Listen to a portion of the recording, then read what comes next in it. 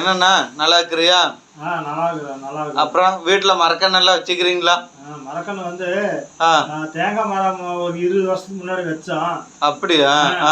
கொஞ்சம் கீழே ஓடையா இருந்ததுனால அந்த தண்ணியெல்லாம் ஊற்றணும். அதுக்கு குழி பறித்து நல்லா தென்னங்கன்று வச்சோம்.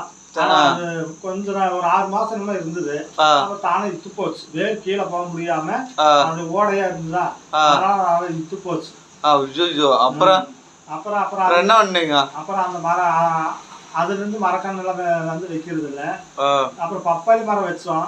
பப்பாளி மரம் வந்து நல்லா வந்து காய்ச்சது போன வருஷமெல்லாம் நல்லா காய்ச்சி நாங்கள் பொறிச்சு சாப்பிட்டோம்.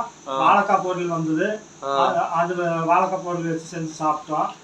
அப்புறம் இப்ப வந்து தக்காளி, அப்புறம் கத்திரிக்காய் ஒரு 2-3 செடி தான் இருக்குது. அது இருக்குதா? பரவாயில்ல. மரதாணி செடி.